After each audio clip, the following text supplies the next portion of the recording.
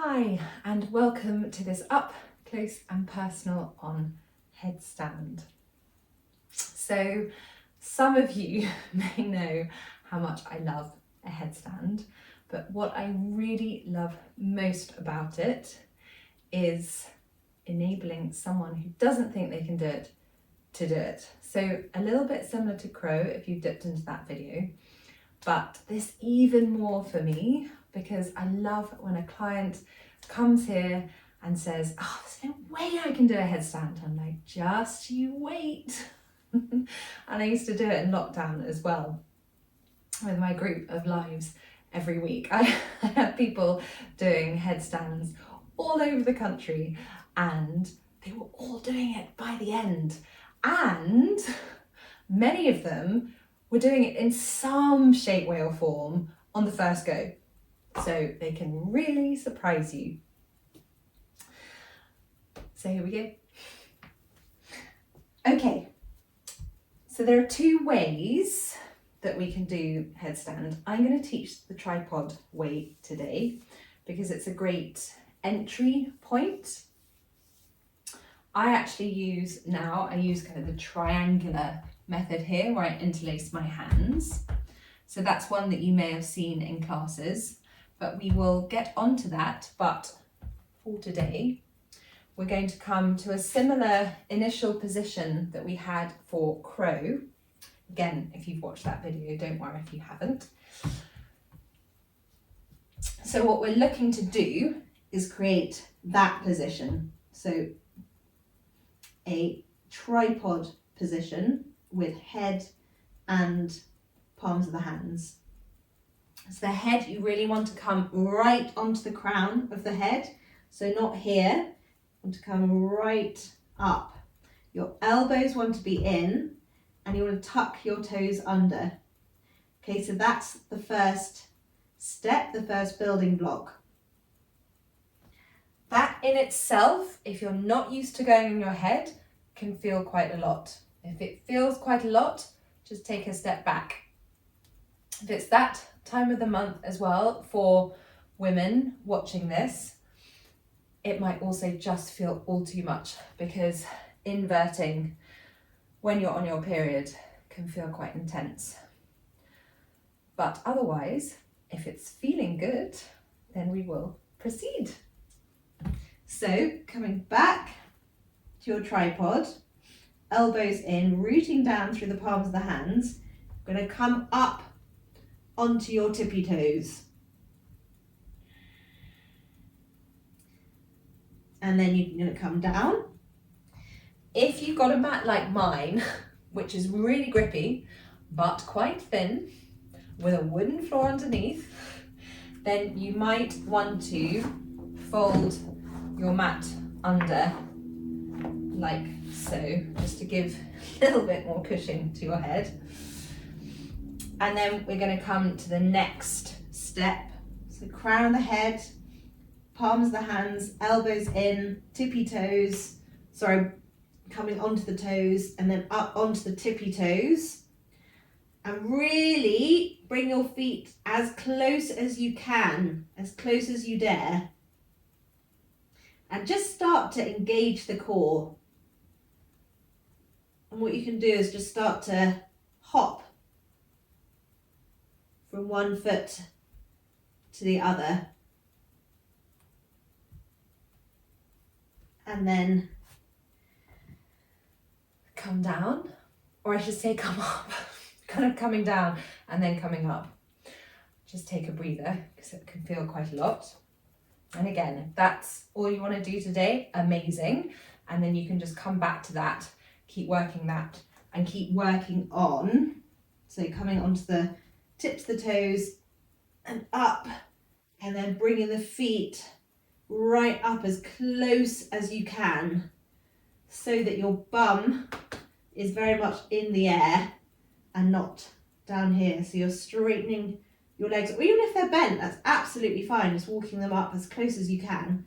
And then from here, you're going to just step the knee up so that you're starting to allow your mind and body to get used to the fact that this is where you're headed next.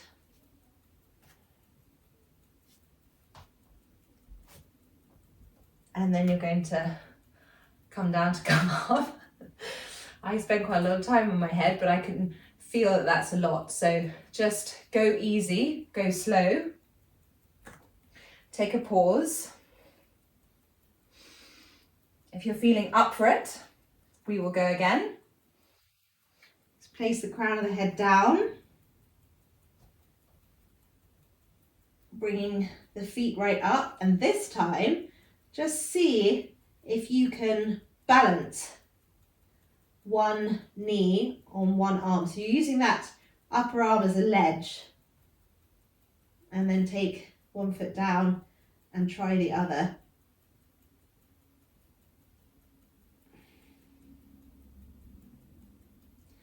And what you're using whilst you're doing that, you're using your upper arms and your core. If you manage to get 1 foot off a little bit, amazing. When I say 1 foot off, so you've got your, I'll show you. So if you've got one knee up and you're managing to get the other foot a little bit off the mat, super cool. If you're here and you're like, oh my goodness me, how do I do that? But you're here, amazing. And next time, you might just be able to get a tiny bit off.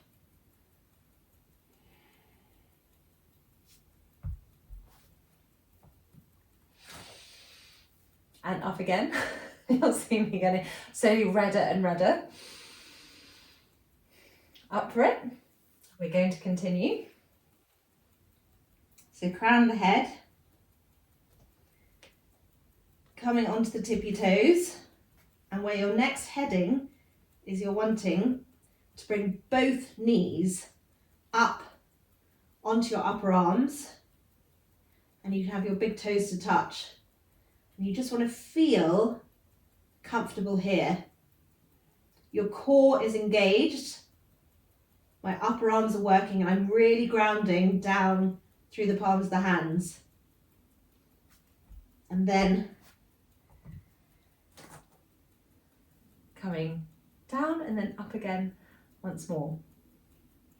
So the next part is often the part that people think, oh, no, I've got all that way, which in itself is a lot and a real achievement if you've got to that. And even whatever step you've got to, it's an achievement. So if you get from 0 to 1, 0 to here, if you've never done that before, that is still a progression and that's still a step forward. So the next stage is when we start to bring the legs up, and that's when we can feel a bit wary because the fear can kick in, the unknown, and I totally get that. I'm learning to do a handstand at the moment. And for me, that kicking up with the possibility of falling back is a big thing that I'm really working on. So I totally get it, but it's really empowering at that point that you feel that you've done it and you've achieved, because it's pushing yourself out of your comfort zone. So we're going to come back, bring the feet right up, tippy toes, and then the knees come up onto the tops of the arms, and from here you're going to bring the knees together. And you're going to hover here. And then you're going to come down. So that's like a mini step or mini stage before crown of the head, tippy toes, knees, top of the arms, big feet, big toes to touch, and then knees together. And then what you're going to start doing is bringing the knees up, up, up, up, and more up than you will think. Up, up, up, up, up. And this can feel quite a lot, but it will really help in the final stage. And then down. And if you're still going, I'm incredibly impressed because this is intense, it's full on, it's a real workout, and the tops of my arms and my core and the crown of my head are definitely feeling it. My world has probably been turned upside down. So if your tops of your arms are wobbling, don't worry at all. That is a good thing. You'll probably notice it tomorrow morning. And I bet any thought that you had prior to this has gone flying out of your head, because what this does brings you into flow, challenge, and you're doing something you love. So, final stage. Tips of toes, elbows in, knees, upper arms, big toes to touch. Bring the knees together, lifting the knees up. And from here,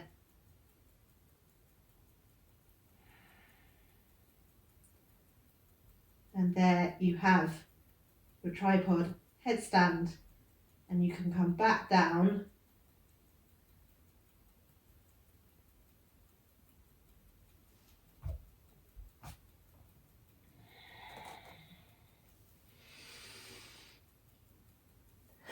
And there you go.